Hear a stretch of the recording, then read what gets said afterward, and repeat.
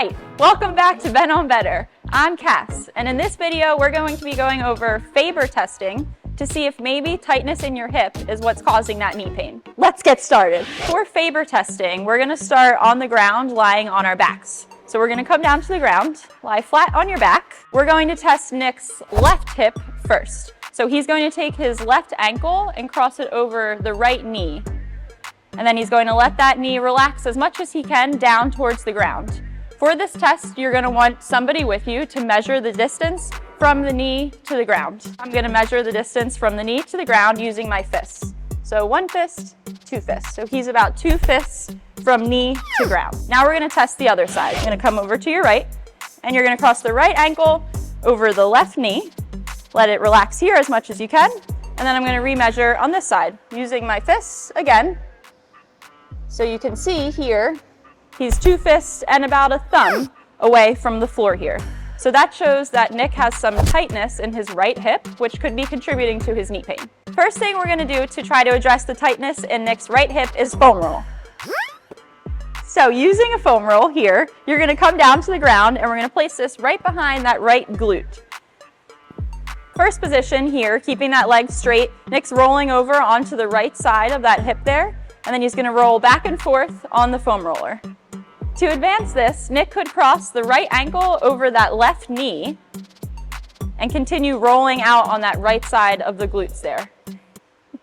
If you have any discomfort in that foam rolling position, or maybe you don't have a foam roller at home, 2 other things you could try to use are a tennis ball or a lacrosse ball. If you're using these, just note that the lacrosse ball is going to be a lot more dense and create more of an intense rolling experience. I'll start Nick off with the tennis ball here. So he's going to take the tennis ball and place it similar place right under that right glute, using his arms to kind of lift himself off of the bench, rolling the glutes on that tennis ball.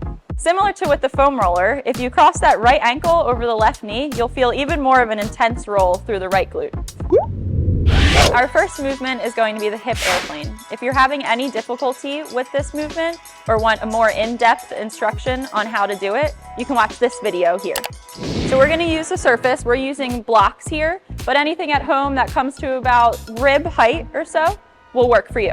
So Nick's going to face the blocks here. We're going to start with the right side. So he's going to come standing on just the right leg, so lifting the left leg up. He's going to go into a hinge, so he's going to press this hip back, and then from this position, he's going to rotate towards his left, rotating the toes up towards the ceiling as much as he can here. This right leg here is the working leg, so he should feel a lot in that right glute there.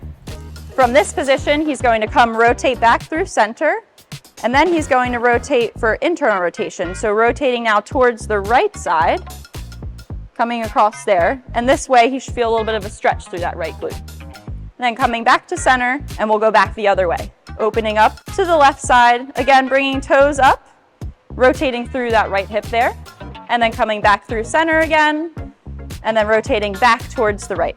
All right, great. So you can bring that left leg down and come back to a standing position. Now we're going to do the same thing on the other side. So coming onto the left leg, hinging that left glute back here, and now he's going to open up towards the right. So rotating that right hip up, bringing the toes up towards the ceiling as far as he can, and then coming back down through center, rotating towards the left side. You should feel a stretch now through that left glute there. And we'll go one more time each way, rotating back up to the right. Great. Then back through center and internal to the left. Awesome, Nick. You can come back to center. If the hip airplane is uncomfortable or difficult for you, we're going to do a figure 4 stretch instead. So to set up for the figure 4 stretch, we're going to come down onto our backs, feet facing the wall here. Once lying on your back, Nick's going to cross his right ankle over his left knee, and then bring that left foot up flat against the wall here.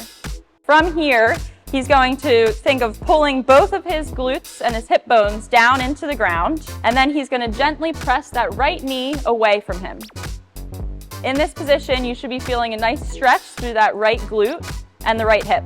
From here, another thing you could try is crossing that right knee over the left knee, and then you're going to grab the back of that left thigh and pull both legs in towards your chest.